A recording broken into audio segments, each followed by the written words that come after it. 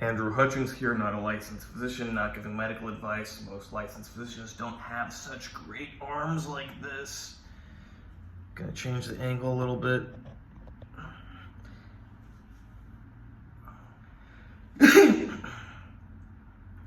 I don't know why, but there's some videos that I make over and over and over again.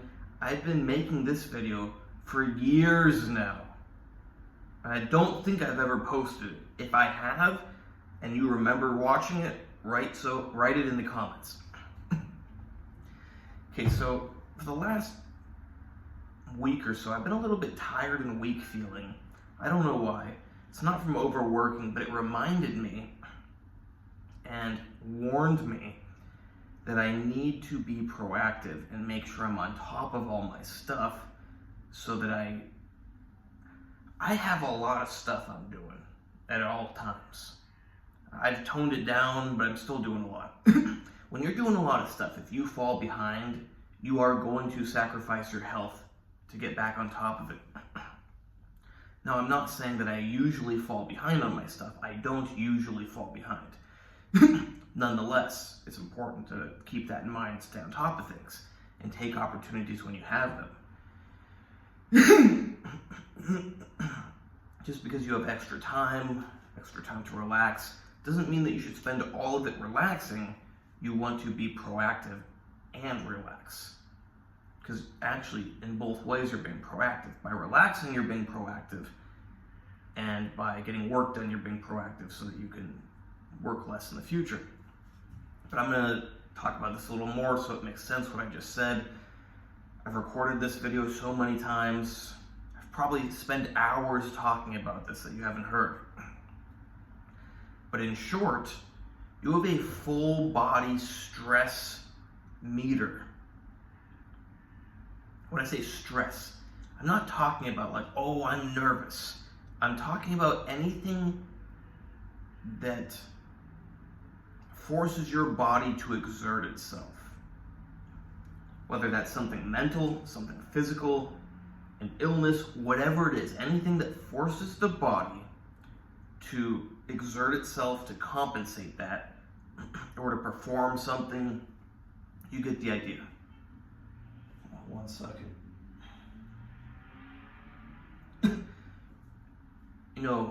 For example, driving a car is more stressful than sitting in a train. Yes, it's more stressful in the common sense of the word stress. Especially if you're like going really fast and you're swerving, it could be stressful. But regardless of any of that, even if you're driving, very calmly, I guess if you're going really calm, it's going to be kind of close to being on a train, but it's still not.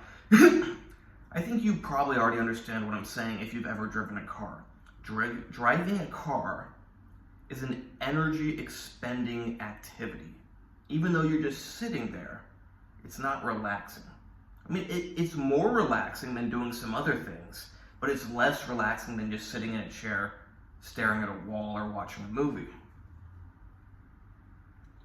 Sorry, my sink is dripping and it's distracting me.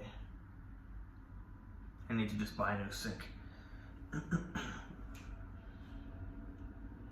put rubber bands around it to hold the lever in the way so it drips less. But when recording these videos, it's really distracting. I wish I could just like wham and it would stop, but then it would sprawl. I could, turn off. Maybe I will do that. Hold on a second.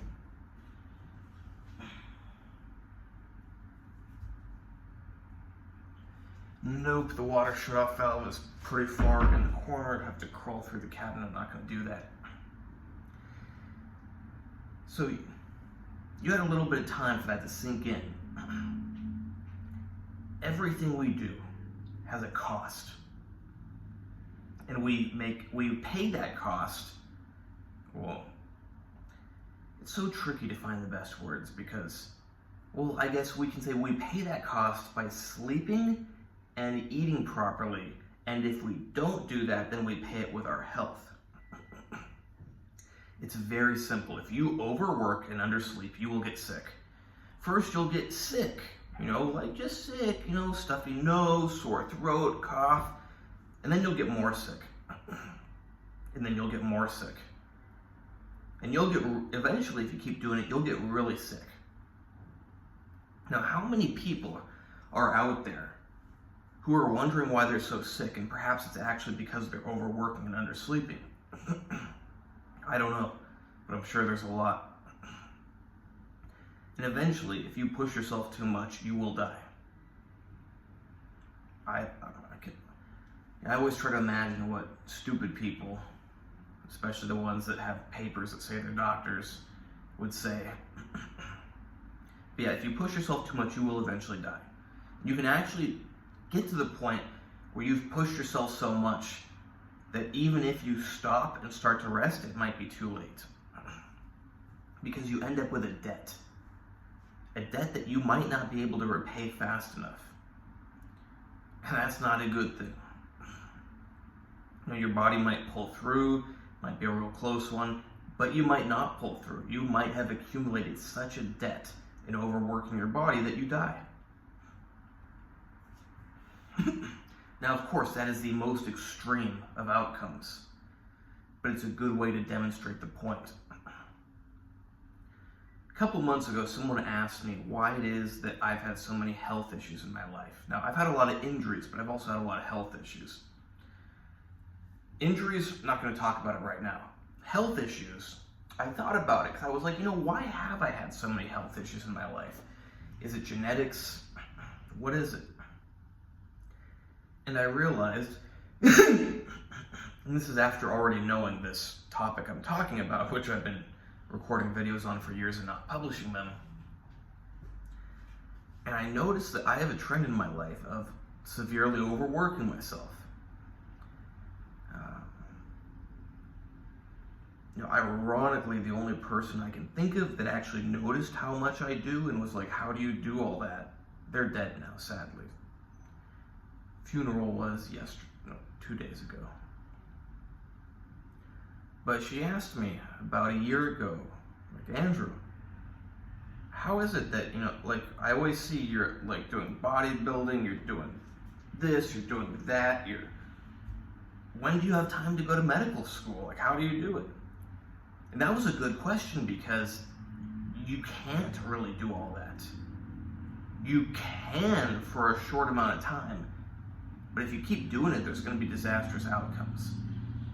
And the year before, because I saw this person in the summer, for that whole school year leading up to that summer, it was the most I've overworked myself in a long time. Perhaps the most in my life, but probably just tied with earlier times. But yeah, probably actually the most. I was a full-time medical student. I was doing professional bodybuilding. I was doing MMA 3 days a week, and I gotta add, it took me 40 minutes to get to the MMA place and 40 minutes back. That's an important thing to add in. And I was doing that 3, even 4 days a week. So I was, a full-time medical student, doing professional bodybuilding, going 40 minutes doing MMA and coming 40 minutes back 3 to 4 days a week, walking 3 hours a day to, between, and from class, because I didn't want to take a taxi. I was working on visa stuff for my wife and planning things, and it's not hard to get a visa typically. You just go online, you apply, and print out your paper, go in with it. But in our situation, it was a lot more complicated than that. I'm not going to get into all the details, but there's no American embassy here. I wanted to get my wife on vacation to America. So we had to first figure out how to get her to Europe or somewhere where there is an American embassy. And I had to figure it out. Then I had to figure out where, and then I had to figure out where could we do it at the time that we had vacation, and which European visa, had to get a visa for Europe because she can't just go to Europe. So I had to find her a visa that would be at the time of our vacation, and then find an embassy in a European country that had an appointment at that same time. And it doesn't sound that complicated, but it still took quite a bit of effort. And that's just amongst a lot of other things. And then I was working on my own immigration stuff, actually that was more so the next year, but still I was doing other immigration stuff that I was doing, paperwork stuff all the time, working on logistics and, on top of being a full-time medical student, bodybuilder, MMA, walking, working. Yeah, I also worked on top of that.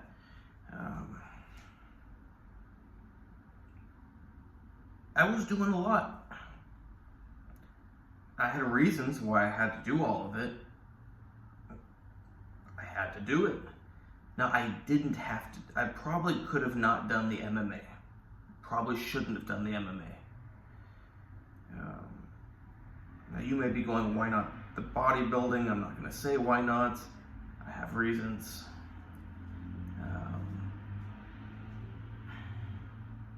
I could have picked one sport or the other, but I had to do one. Again, I'm not going to say why.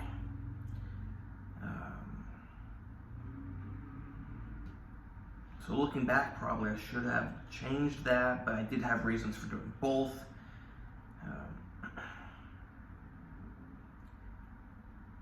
But the result was I got sick all the time until I got quite sick. Now, I've been very sick in my life, so I have a distorted scale. It's like people who have actually experienced a lot of pain realize how stupid the question is of what's your pain 1 through 10 when you go to a hospital or somewhere. It's like, why on earth should I even pick a number? Your scale is probably ridiculous. Or maybe you could say mine's ridiculous. But we don't have the same scale, so there's no reason for me to pick a number. You think a 10 is, or do you think an 8 is, I don't know what you think it is. Well, not you, but stupid person at the hospital. But some of us out there actually know what a 9 out of 10 pain is. I dare say a 10 out of 10 pain. It's scary to think, what if something could be even worse? But it doesn't seem like things, but it's talking about pain when you've actually been in a lot of pain. That's a complicated topic that is not for this video. But yeah, when you overwork yourself and undersleep, and for example, I was sleeping 4 to 5 hours a night, 5 hours max, consistently, while exerting myself that much. When you do that, you will get sick. And eventually you'll get more sick. And you'll get more sick. This video is not to talk about myself. I'm using myself as an example because I want you to realize this. And this is one, maybe you don't do it so extreme, but maybe you do it on a lower level, but it's still negatively affecting you. That's the irony, is if you're only doing it a little, you probably don't notice it. If you do it if you go to the edge like I did, you're going to notice it. But if you're just doing it a bit, like a lot of people are, you wonder why your health is suffering, and it's suffering because you need more sleep. Of course you need good nutrition, but it doesn't matter. It still matters, but without the sleep, it doesn't work so well. You need to get that sleep. You need to get the relaxation, but number one, you need to get the sleep. You need a certain amount of sleep. It's not an option. This is why drinking coffee, popping caffeine pills, popping amphetamine pills, whatever you like to do to stay awake, it's very dangerous. Not because these are horrible drugs, but because they allow you to disregard your sleep. And a lot of people have a sleep deficit because of them.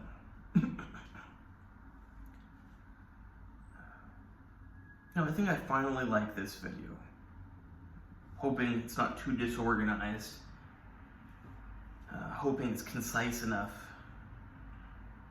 But I think anyone watching this video gets the point. Like I said, you may not push so far like I did, but you should examine yourself, examine your loved ones, and see, are they really getting enough sleep? And now you might be wondering, well, how much sleep do you need? This number is going to sound crazy to a lot of people, but you probably need about 7.5, between 7 and 8 hours of sleep. I know to some people that's going, oh, I can't get that much sleep. You need to. Because if you don't, you're going to have big problems. You can get less sleep for a short amount of time when you need to do more than usual. But if you consistently get less sleep, you're going to have problems. Now, of course, everybody is different. Some people could get by on 5 hours of sleep. Some people need 9, 10 hours of sleep. But don't delude yourself into thinking that you only need 6 hours if you actually need 8 hours. When I was younger, I didn't realize the importance of this. Like, I realized I didn't feel good when I didn't sleep enough, but I didn't really, I had caught on to it, but I didn't completely 100% realize it like I do now. So of course, I, like anybody else, didn't feel good when I didn't sleep a lot. But I used pharmacological means of keeping myself awake and working more. But I do remember when I was in university in California, I noticed the Asians, they were always sick.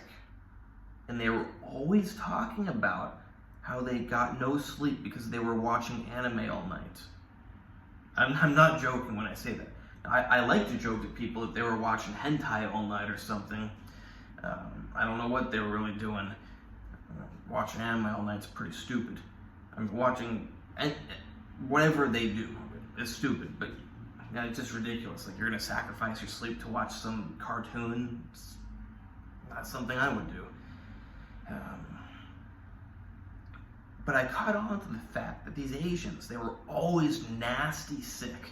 Why I say nasty is because they always had so much snot coming out of them. And I was like, get the hell away from me. I don't want that stuff going on me. They smelled like... I try to avoid words on YouTube because I want to someday get monetized. They smell like they defecated in their pants. Maybe they did, I don't know.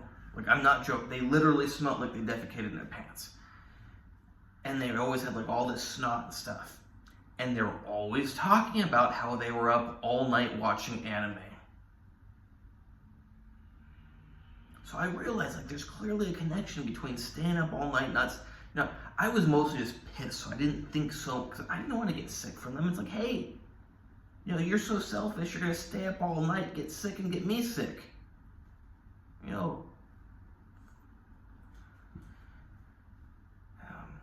But subconsciously I realized, they're getting sick because they're not sleeping enough.